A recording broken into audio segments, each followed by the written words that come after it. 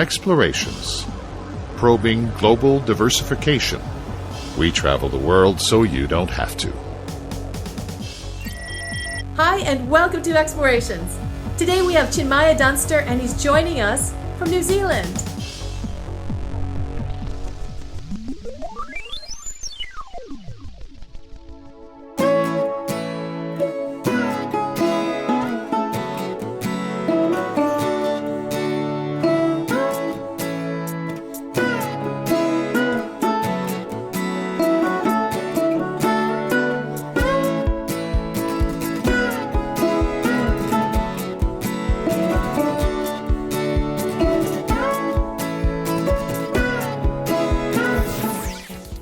You were born in England, and maybe we could just start by going back to those days, because you were talking about a specific kind of environment that you grew up in as a kid in Kent, England. I was born and raised in Leicester until I was 6, by the way. But Kent, England, what was it like there at the time, and how did that sort of form your early view of music, art, writing, spirituality, all of those things? Or could you separate them at that time? Was it like a jumble? Of course, it was a childhood jumble, but I was really lucky with the upbringing I had. The house I was brought up in was 450 years old, made of solid oak that had been reused from some previous house, because you could see the different grooves and things that it cut into the wood where it must have been walls from a different house. So, I was brought up in this extremely atmospheric building that I felt had a sort of spirit to it that I connected to. And all around it was fields, orchards, streams, woods. I had an enormous playground, and so it was all about nature for me, really. And that was super formative, was just to be brought up in that much nature, that much freedom, that nobody needed to know where I was at any given point of the day. I might be anywhere out in all those fields and so on, but it was safe, totally safe. No one around, just, farmer maybe going about his work.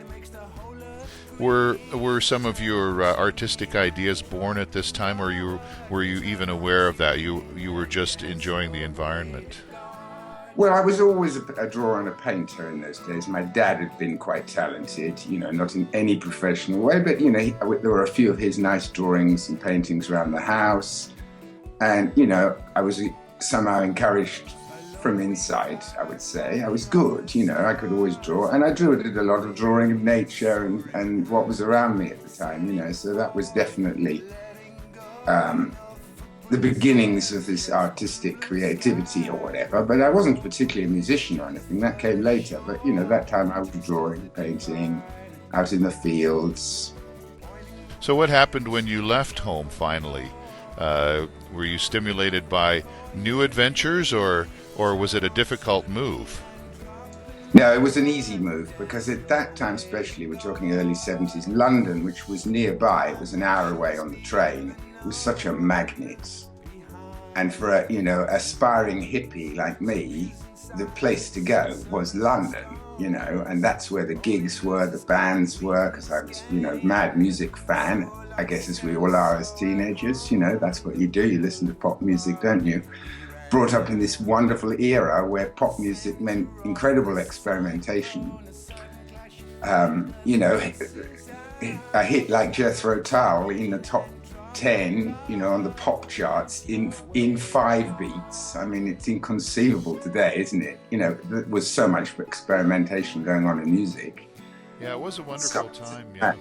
Yeah, you know it. We were lucky to be brought up in such an amazing musical environment. So, as well as nature, there was music, you see. This was the thing, listening to records, sharing records with our friends, going to gigs. And London was the place, So as soon as I got a chance, really, I was 17, left home, and it was up to London. Start squatting, living with other aspiring hippies, So what was life like then? Was it harsh? Was it hard, or did you mind the squatter style life? No, I didn't mind that at all. I was brought up quite poor. I mean, despite the fact that I lived in this enormous 450-year-old house as a child, it was ramshackle. It was run down. We didn't have any money, so I didn't have any money when I went to London either. It was quite normal to be cold in those days in England. Heating, hardly any heating in houses. You were used to being cold and being bundled up in clothes. So you did finally pick up a guitar, though. Tell me about that. I did. I finally picked up a guitar with my mother's encouragement. She said, would you like to play something? I took some classical guitar lessons and so on. And I was a home guitarist, fiddling around on the guitar for myself, basically. Then the story has to come in from a sort of another angle, really, because then we have to talk about India.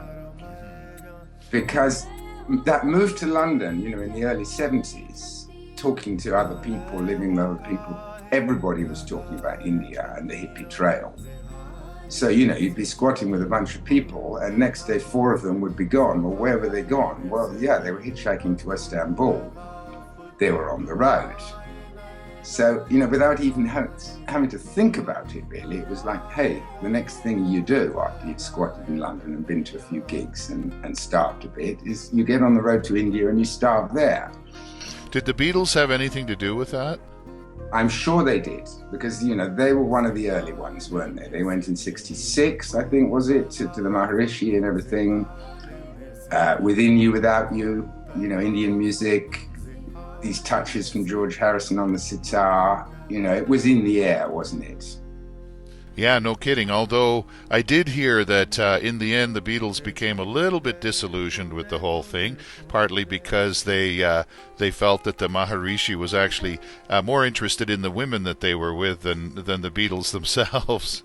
Sexy Sadie, she's the latest and the greatest of them all. Yeah, John Lennon in particular.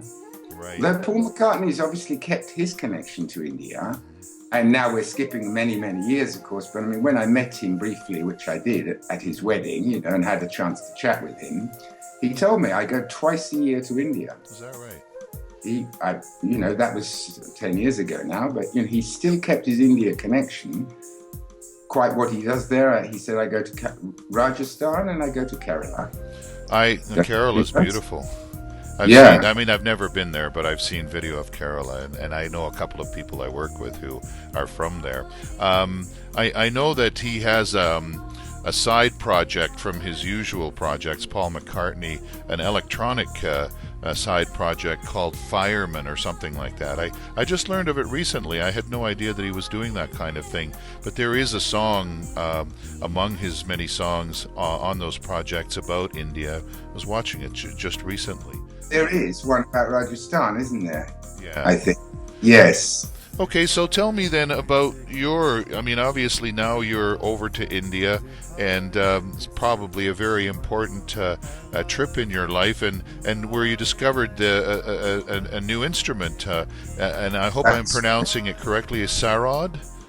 That's right, the sarod. That's when the sarod came into my life, basically, in the 70s, visiting India, and then I saw an amazing concert one night in Delhi, Amjad Ali Khan, one of the top players still to this day, enormous reputation, playing this sarod, and something in me went, wow, that's my instrument.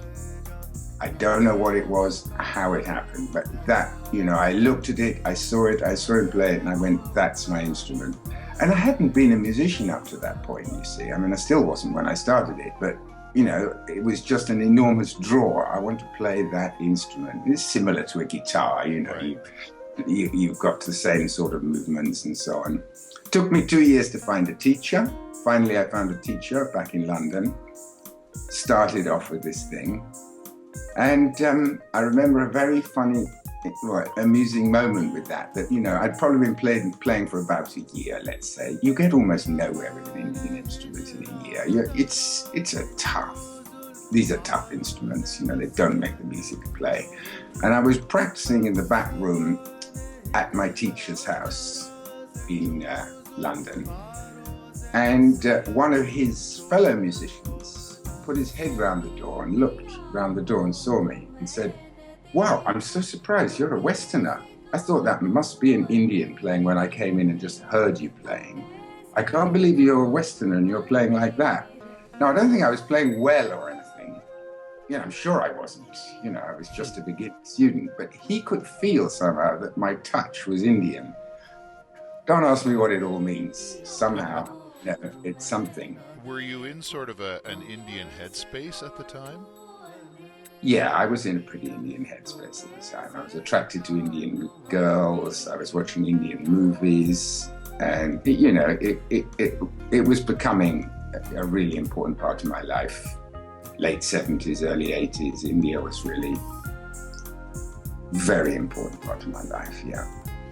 Did you spend much time there? I mean, you've been traveling all over the place. You've even been in Canada for a little while. I lived in Canada. I had landed immigrancy. Yeah. Right? And It's right. I married in Vancouver. I went to Canada in 1980, Canadian girlfriend. We married in Vancouver. Married by some Western Hare Krishna guy, I think, who had the licensed marriages. And then we went to Edmonton via a wonderful summer in Nelson. She had all these friends in Nelson, old hippies, old draft dodgers from USA, hanging out in the woods, building their cabins slowly, people had spent the last 10 years building their house, still building up some mountain. So an incredible summer in Nelson. Yeah, I lived in that area too back in the late 70s and into the early 80s. It was really nice. And what inspired you and got you going? Because you're suddenly going all over the place. What was it? Was it a restlessness, or was it more of a desire to seek out new ideas and things? Well, in this case, it was the woman lead and the men follow. I think I'd had enough of London, and here I was with a Canadian girlfriend. Let's go and check out Canada. And then we had a tough winter in Edmonton, as you do, and a nice summer the following summer in Edmonton. And then it was like, could we face another winter? I don't think so. So we were off again and went to the Far East. Yeah, it's tough in Edmonton in the wintertime, no question. Yeah. Yeah. So just getting back then to your music, you started mixing styles of music. I noticed that you were particularly interested in how Indian music and Celtic music started or mixed together in your mind. Had you ever heard that before, or was it something a bit of a discovery on your part?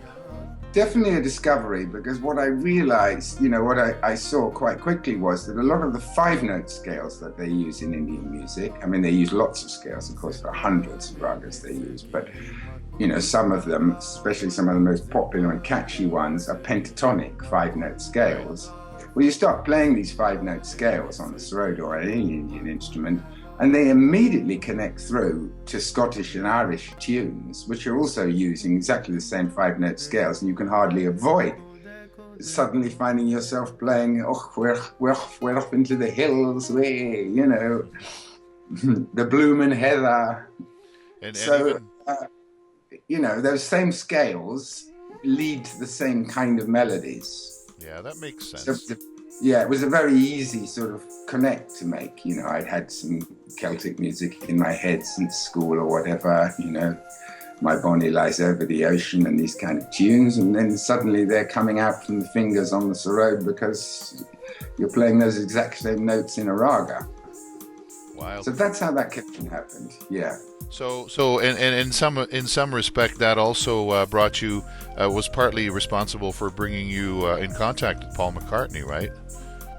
Absolutely, because what he said was that he went into a little gift shop in Ireland, and there were a few CDs in the gift shop. And he said, there was Celtic Zen and Celtic meditation and Celtic healing and all this. And then I saw Celtic ragas, and I thought, that looks interesting, and I picked it up. And he said, then for months, it never left our turntable. It was just playing and playing and playing. I mean, it was an amazing compliment, wasn't it? Yeah. Really. So yeah, that's how it was. Celtic ragas. Yeah, that got him, and that obviously shows again that his continuing interest in India made him pick the ragas rather than the Celtic Zen or the Celtic African or whatever. So, how much of a connection did you have with him? Was it a very brief one, or did you guys? No, very brief. Yeah. It's busy. He was busy at his wedding, of course. With his other guests. But I mean, he made a very, beautiful effort to make sure that he met me. He talked to me for 15 minutes, for sure. Introduced me to one or two other people, and his wife of the day. That all led to so much trouble. She spent time with the two. But of course, nevertheless, I was just a musician for his wedding. He had other fish to fry on his wedding day, didn't he? Yeah, I would say so.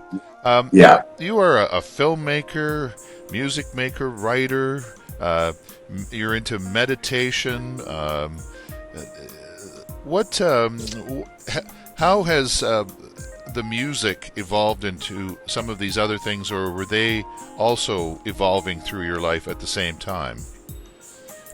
Well, you see, I had an amazing musical training because apart from the training in classical sarod, which I got first of all in London with my teacher in London and then in Pune, I also got an amazing musical education because I was lucky enough to be there in the Pune commune of Osho in the late 80s and all through the 90s. Now, this was a time when some of the great musicians of the world were gathering in that one place, making music on a daily basis in different combinations with very little rehearsal time and making music for a very specific purpose, which was to help people celebrate, feel ecstatic, become quiet inside. That's what broadly we would call meditation, that our purpose was to make music for meditation. So this was an amazing musical training because one day I'd be playing with a Brazilian and an African and a shakuhachi player and mixing sarod with it. And the next day the whole combination would change and I'd be playing with, two bluegrass guitarists and a Western trained violinist. And we would have to come up day by day with interesting music that would help people in their meditation. And I use meditation in this very broad sense of the word because for Osho, there was lots of other aspects of meditation beyond the one that you might think where you just sit quietly doing nothing. Many of Osho's meditations involve chaotic breathing or dancing, catharsis and this so on before you come to the point where you sit in silence. So, all this required live music, that's what I'm saying. So I had an absolutely unique opportunity to make music with great musicians for a very good, very deep purpose beyond entertainment. Did you get caught up in meditation yourself, or were you just? Yes. No, because it wasn't like I was all I did was play music for other people to meditate. Many times there were other people playing music for me to meditate. So meditation became a very solid part of my life then. During the 80s. And 90s. And these were the collections of musicians that I noticed that you had played with a couple of identifiable bands as well, above and beyond what I guess, I don't know if you would call it jamming. That makes it a little too trivial, I think. But you had a couple of musical outfits that you were together with. Was that primarily in India, or did they spill over into other parts of your life? Well, yes. I did. My first CDs in the early 90s were a result of my Pune experiences and with other Pune musicians, but we actually recorded them in Germany. Those were the Terra Incognita CDs. And then much, much later, after the Paul McCartney band wedding, then we turned that band that played the wedding into a band and did a few gigs. And then that morphed into another band, which I called Green Ragas, which leads into the whole subject of the Indian environment and living in India and being concerned and involved with environmental matters there. But honestly, Dzintars, I've never had a successful band. It's not like I've been on the road as and made money as a band or anything like that. It's never happened. No, a few good gigs here and there. Do you regret that? I mean, did you at that point see yourself perhaps earning some fame and fortune as a musician, or was it something you just did along the road of life? Yeah, just something that came along the road of life. I don't think I ever saw myself as being an on-the-road musician. With Green Ragas, and we played very few gigs, but they were good ones, including Commonwealth Games in Delhi in 2010, whatever year that was. That I had high hopes for that band because we had a multimedia thing with a message. And I put all the, behind the band and the music, the songs connected through to videos that we displayed about caring for the planet. Right. So they were quite focused in the sense that I was living in India. Most of my footage was from India. We were playing for Indian audiences. And I had that ambition, let's say, hey, this could actually change people's perspective on things. If you give them music, songs, lyrics that matter, video that matters, you can maybe bypass the usual sort of skepticism about things, touch people directly on their emotions. So what was specifically important to you then at that time? You were making music, you were doing all these different things. What was your modus operandi? Excuse me, I'm losing my what was your modus operandi? What was keeping you going at that point? Well, I mean, one thing was this matter of caring for the environment, because, if you spend much time in India, you cannot avoid the fact that, environmentally it's a mess and it's turning into a worse and worse mess all the time. And I was lucky to go to some very interesting and remote parts of India, including up in the Himalayas and then down south with some tribal people down south. And I guess my compassion got hit that I see what it's like for people who are living really on the edge. Means, whether they eat properly that day or don't eat properly that day depends.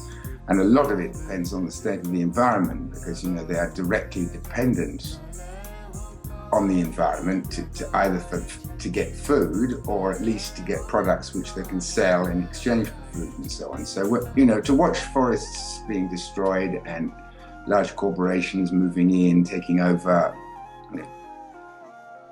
traditional people's lands and their livelihoods, this was very painful. And I had met friends with some of these people and I see, wow, they have an immensely tough life and it's getting worse, So, there was started to be this care. Do you think they have a chance? Do you have hope for them? Well, look, everybody's got a chance and everybody can better themselves. There's no doubt about that. It was interesting. It's been very interesting, let's say. I did this project up in the Himalayas with this village that I got connected with, very remote village off the road, hours of walk from anywhere. And somehow I got friends with that village, and there was one man in particular there, the only person in the village who spoke English, which was a lot better than my Hindi. So, I could really talk with him, understand the daily problems of their life up there in an extremely remote environment and a very tough environment. So I thought, okay, what can I do? I've had a wonderful time on my couple of trips to this village and I've been treated, so beautifully and fed with whatever they have to give me and so on. So what can I give them back? So very clearly I could see they're in darkness. As soon as the sun goes down, they maybe have a little kerosene light and a tiny flashlight. But basically they're in darkness. The kids can't study after it gets dark. They can't get on with their schoolwork. Very tough for the women in these smoky kitchens, with smoky fire and no light, cooking food and so on. So I thought, okay, I'll try to raise some money and I'll get some solar electrics up here and get some light in their village. Minimal, but get some light in their village. And I had already connections with friends in that general area who were already doing solar electrification in villages. So it wasn't like it was a completely off-the-wall thing that I wouldn't know how to do at all. I had some idea. I'm going to cut the story a little short because I'm coming to a point which answers your question. It could take forever. So long story short, I managed to raise money with a couple of concerts and friends and so on to put 53 out of the 100 homes in that village to get them at least bare minimal light with a solar panel in their homes, Fine. Now, that's why I'm trying to answer your question, because what you see is that the other 50, I couldn't raise any more money. I just couldn't do it. I mean, I begged enough off friends and family, and, I'm not a fundraiser. I don't know how to do more. So the other 50 were offered soft loans instead of a gift. So, the first 50 who took on the idea, got it. The other 50, sorry, but I can't give away anything else. We can't do any more giving. What to do? There has to be an end to it. But nevertheless, you can have a soft loan, very small repayments, and you can have solar light if you want. Well, honestly, nobody took it. Now, I'm not trying to be negative about human nature here, but the fact is that if you're giving something for free, that's one thing. Okay, you can say yes, it's easy. You just say yes and it's given you for free, isn't it? But if you're asked, what's important in your life, how important is it to have some light at a very good soft loan rate? I mean, okay, they don't have much money up there, so the soft loan offer, was a very reasonable one that, you could find that money if you want to find that money. It's not we're asking something beyond you. Nobody really took it up. So that's why I say, I think there is hope for people, but people really, there's only some people who are ready to really change. And the ones who aren't really ready to change, it's impossible to go in and do something for them. Well, I suppose, people who live in circumstances like that, essentially on the edge, if you will, wondering what's going to happen the next day, how they're going to eat, and so on and so forth. You basically live to the bottom line, I would imagine. If there's money available, it goes to, well, I'd hate to say that they would spend it frivolously, but, they probably look at their priorities at that point. Well, you do, and that's why really, in a way, you should scratch this story, because there's an awful lot more to it than I've put it out in too simple a way. It's not quite as simple as the way it is. So in a way, you can scratch the story, maybe. It doesn't really help me get my point across, which is not an easy one. The emphasis I was trying to make is it was not a choice between do I eat today or do I put a light in my home. I see. It's not as simple as that.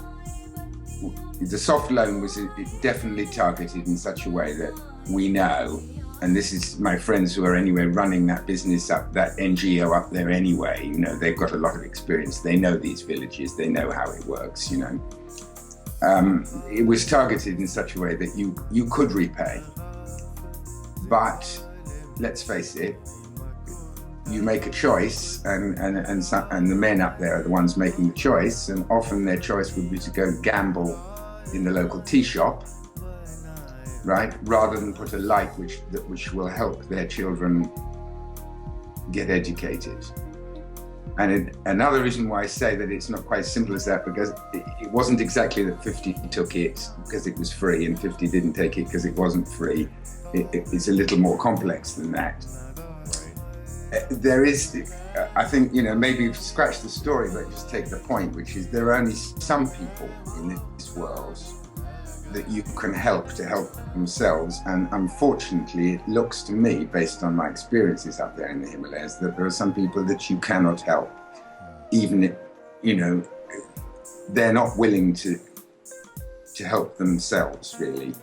They're too stuck in their ways. Do you think more enlightenment on any level would help? Yeah, well, it's, obviously the most important thing is the education, isn't it? That people get beyond their traditional mindsets. And this is absolutely where I'm at, that we have to move beyond all those traditional mindsets now. That, what might have worked up there in the Himalayas, over the last few hundred years while they've been living there, no longer works in a day when birth rates are increasing, demand for education, medical facilities, and all the rest are increasing, you cannot live completely self-sufficient in a village off the road anymore, because your expectations have changed, haven't they? You know, when your kid is sick now, you don't just sort of watch them die. You take them down to the hospital in the town below, and you pay money for doctors, medicine, and all the rest. So you need cash. Right. And how did it affect you? I mean, you're coming in here with whales of experience, all kinds of things that you've encountered in your life. You have a view of the world that maybe many of the people that you were dealing with there didn't have. Did it affect you personally?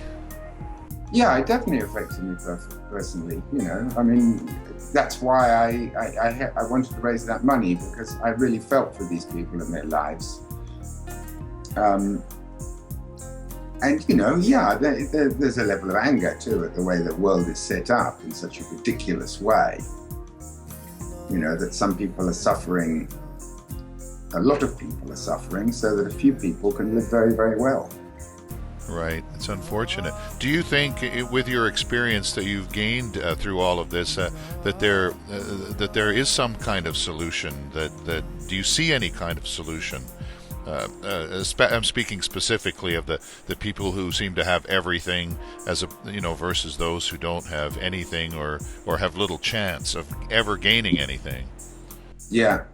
Well, we're into huge questions here, aren't we, Dzintars? You know, I mean, the questions that people are asking all over the world, you know, about the whole system as it is, and whether this system is sustainable, and whether this system has got any kind of positive direction to it, or if it's actually, you know, heading towards collapse. Because, you know, you can look at this set of statistics or that set of statistics, you know, maybe for some people would say that the life up there in that village is getting better. I mean, they have medical facilities at least, you know, 3 hours walk down the road, which they didn't have before, because 3 hours down the road there was nothing. Now at least 3 hours walk away, there's some kind of basic medical facility. This is an improvement, isn't it? Right. So, you know, you could say their life is improving. On the other hand, every time there's an improvement, there's a payoff from the environment, because if you look at it in very simple terms, in order to get the money to pay for those medicines and that medical facility, they have to, putting it in very general terms, let's say, cut more forest to earn money to pay for that medicine. The more forest they cut, the less actually their resource base is in a healthy condition. The further and further they have to go on a daily basis to cut more wood. And, you know, the environment is getting degraded. So the environment is what is paying for these improvements in lifestyle. Now, I don't want to get too blamey on them, because they're little people making a tiny impact on their environment. If you take it down to another place, let's say, you know, down south in India, in the forests where there are tribal people there, it's large mining companies coming in who want to mine out aluminium or whatever, put these people out of their homes and out of the forest, basically, so they can strip aluminium out of the ground and make tin cans, you know, and sell Coca-Cola to people in cities. So, you know, so that's when obviously a global problem. It's not not a regional problem. Yeah. So is it better? You know, the question is, you know, when I said you led us to very deep questions, didn't you? That everybody's asking you. You know, okay, you've got a better standard of living. You're drinking Coca-Cola from aluminium cans in the city, whereas before you were drinking terrible sewer water or whatever. But who is paying for those aluminium cans and that so-called improvement in people's lifestyles? You know, and really, at the end of the day, the two people that are paying, the two things that are paying, one is the environment, you know, and the resources being stripped out from the environment and so on. And the second is those remaining people who still depend directly on the environment for their living, who are the poor ones, who are living in tropical rainforests and all the rest, you know, and who are getting basically kicked out of their livelihoods to make way for the aluminium smelter, you know. So you're still playing, making music, enjoying yourself that way, I take it. Are you still taking the music back to what you experienced in these situations that you were in India? Do Look, I'm coming to a little simpler thing now, Dzintars, because I think what I can say is, all that stuff with India and the environment and so on, in a way you could say I got disillusioned with it, not exactly, but what I realized was whatever my dreams are, to try to change things on a bigger picture, I don't think it actually was it's actually my role. Yeah, I did what I did, 50 people got liked, blah, blah, I spread my message around a little bit there. I did what I did, but I don't think it's actually my thing. Now I have a 4.5-year-old daughter. Life starts to come down to much smaller and simpler things. Now, wait a minute, I can look after this girl, which I need to do on a daily basis, and maybe forget about the big dream of being the guy who helps save India's environment, and come to much simpler things again. So you're in New Zealand now, and yeah. What is it about New Zealand that do you intend to stay there for a while? What is it about New Zealand that's made you settle there? We do intend to stay here. The thing about New Zealand, why we first came here in the first place, my wife is a midwife, and she wanted to become a midwife 10 years ago. She had a long-term dream to become a midwife. And we came to New Zealand solely because it looked like the best English-speaking place for her to learn midwifery. So we came here 10 years ago. She did her midwifery studies. Then we went back to India. And then just 6 months ago, we basically decided, look, she really needs to get back to life as a midwife again. And the best thing to do is to go back to New Zealand. So we're here in New Zealand kind of by accident, in the sense that it's basically my wife and Vina's driving need to be a midwife, and this is one of the best places on the planet to be a midwife. They have a very good midwifery system here. Midwives have power, they have respect. They're on top of doctors when it comes to births, whereas in the rest of the world, the doctors are in charge and the midwives go, yes sir, no sir, but a very strong tradition of midwifery and midwives' rights. And so yourself, that's why. Yourself, you're still making music? I am. I've just, 2 new songs have popped up since I arrived in New Zealand. One is this one, At the Edge, which I've just released. You've seen the video. And there's another one, Hiding Away, which I will bring out in a little while. Yeah, I'm quite surprised. 2 very interesting and juicy songs popped out of me. And I'm not even really a songwriter, I've been an instrumentalist really most of my life. So yeah, suddenly 2 songs came, and it seems that New Zealand must have provoked them. Provoked by New Zealand. Yeah. So I'm assuming that you're going to continue on with your ways. What do you do now? What would be your claim to fame? I'm a caretaker for a 4.5-year-old girl. Okay. Navina, my wife, she's the primary earner, in the sense she goes out and has a salary and does her work. And it's my job to make sure that Coyle gets to school in the morning, is picked up in the afternoon, and is, entertained and all the rest until her mama gets home, which can be in the middle of the night, because it's all shift work for a midwife and so on. So I would say my primary role right now is support for these 2 women, my daughter and my wife. And then I squeeze in music and all these other things, in between those primary roles. Right. Looking back, is there something that jumps out at you now that you might have thought, well, I could have done it differently, or I could have made a difference somehow? Or you said that a lot of situations, like the one in India when you were trying to provide the light and the heat and electricity, were basically out of your control. Is there something that you could have done during the course of your life so far, anyway, I'm sure you've got a lot to live for yet, that kind of jumps out at you? That I could have done differently? Yeah. Look, nothing jumps out. I have no regrets. It's been the most amazing and unbelievable 5 lifetimes so far. Sounds like it. Yeah. So far, it's been an amazing journey, and I felt taken care of and looked after by this existence in an amazing way. And yeah, I don't have any regrets. And I mean, obviously I made lots of mistakes, but you don't learn unless you make mistakes, do you? You have to do things, make a mistake, realize, that's how you learn. Have your musical tastes changed at all since your early years? Oh yeah, but I still listen to some of that old stuff. You know, it's still a pleasure to stick on an old early '70s album and listen through it, and then still listen to a lot of Indian music and so on.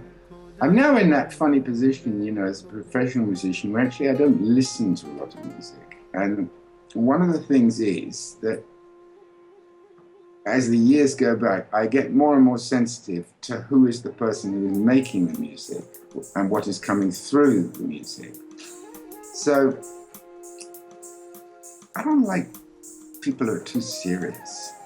And there's an awful lot of serious music out there, or let's say the person's intentions behind it are kind of serious. I like things a bit light. So my ears become very sensitive to the vibe that's coming through the music, and many times I'll turn it off because actually I don't want to hear that person really. I don't know that I want what they have, what they're saying, and I don't mean with their words or even their music, but even behind that. Don't necessarily want that in my living room. I might rather have silence and listen to the rainfall and the birds. I have Not that there aren't some wonderful tracks out there, of any genre, because if I feel somebody has made that music with joy, and if they have made that music out of love, either for a person or for music or for nature or whatever, I'll happily play it. But if what they're transmitting is kind of depressing or kind of anxious or nervous, or too, what I would say, serious, I don't really want that vibe in my life, I don't want that. I completely understand. Can you relate to that? I completely relate to it because I'm in the same boat. I often drive my car, don't listen to anything, nothing, silence. Even in the car, the roar of the engine sometimes seems to be preferable, even though I love music. I love it. I mean, there's nothing wrong with it. And also, I mean, with today's advances in technology and communication and whatnot, there's probably more great music being made out there than ever. But partly it's a question of time and convenience. I mean, you don't have the time to be able to search out who's doing what. In the old days, radio and television and whatnot used to present them for you, and today it's like, okay, let's play a little roulette and see what we come up with tonight, kind of thing. Right, yes. Yeah, it is a bit of a roulette, isn't it? Because also there's so many millions of things out there, and actually out of those millions, it's only very few you want to hear, really, isn't it? And so are you bump into them or aren't you? It was very interesting talking to you. Is there anything that you want to say or talk about that we haven't discussed or covered? Well, I could just talk about that song. I don't want to sound obsessive. This At the Edge, which I've just put out. At the Edge that I've just put out, because really that song encapsulates, sort of puts a nutshell around, what I feel I've learnt in this life, in my almost 60 years. The fact that, and I don't claim to have been the original thinker who thought all this out, of course, or anything like that. It's an amalgam of many, many people and many, many experiences, that come together in this one thing. This fact is that in this life, we are alone. We're going to die alone. I'm going to get a little serious now, but the fact is we are going to die alone. We are going to take nothing with us, and we're going to take nobody with us. When that moment comes, we will have to face that journey from life in this body to whatever comes next, which I don't claim to know what it is, but whatever it is, we're going to take that journey alone. Now, either I use this life as a preparation for that journey and get ready for it, or I can just, use this life in any old way, and when that moment comes, I will be completely unprepared, and I might get into fear, I might get into panic, or whatever. Okay, so I chose in this life, for whatever reason, can't say why, I chose to use this life as a preparation moment for that. And this idea of looking in the mirror is something that has happened to me over the years, that I've stood in front of a mirror and realized, wow, the person I thought I was is not that person I'm seeing staring back at me. Something has changed. I'm not who I thought I was. And that question that's provoked, then, so who is that person that's in the mirror? And what is their role? What is their place in this life? What are they going to do next? And so on.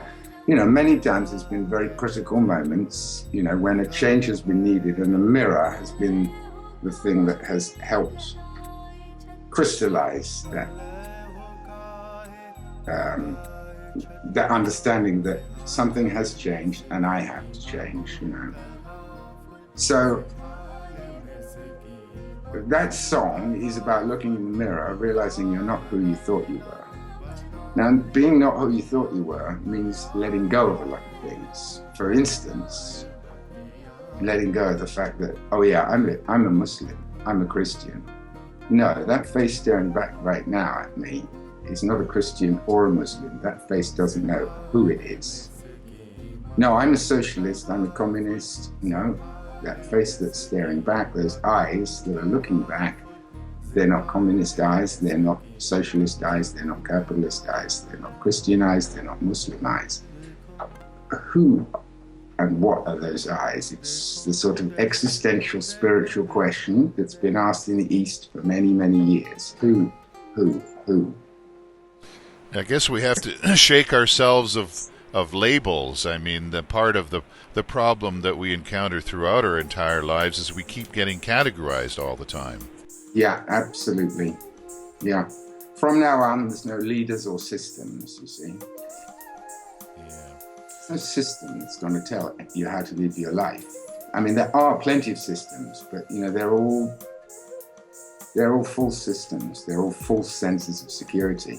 There's something that was written a long time ago by somebody with their own ideas, but they don't actually help you through that moment when you don't know who you are anymore. Now, you say you're going to die alone, but do you feel like you have something to leave when you go, or are you just going to fade off once you figure? Well, I guess maybe. Well, who knows? I mean, do we ever figure this out? Do you hope that you'll have something to leave, I guess is the best way of putting it. No, all I want to have left is that, I want to have left Coyle, my daughter, with a good start in her life, that she can stand on her own feet as an independent person, confident in herself, and, go on into the life that I won't be part of because I will be gone. She's the next generation. She's going to go on into a life that we have no idea what it's going to be. So I just hope I can prepare her as well as I can to be as flexible as she can and to be as least dependent on systems, leaders, beliefs, as possible, and leave her in that space, and then I'll go on. That's my only ambition really now. I guess that's as noble as people can get, really. I mean, making sure that their offspring have a good start. Yeah, well, it's interesting how what a small thing that is, isn't it, in a way? I mean, if you probably asked me 10 years ago or 20 years ago, no, I got a bigger picture. We need to change the world. We need to, make an impact. People need to get a new message, blah, blah, some bigger picture. And then I see, wow, life is coming actually to a very small, simple thing for me, isn't it? It's like, make sure that this particular person goes on. Nice. Yeah, well, I think that's terrific, and I think you've also been a fascinating person to talk to. For more information about Chinmaya, go to his website at chinmaya-dunster.com. For Explorations, I'm Nina Hilger.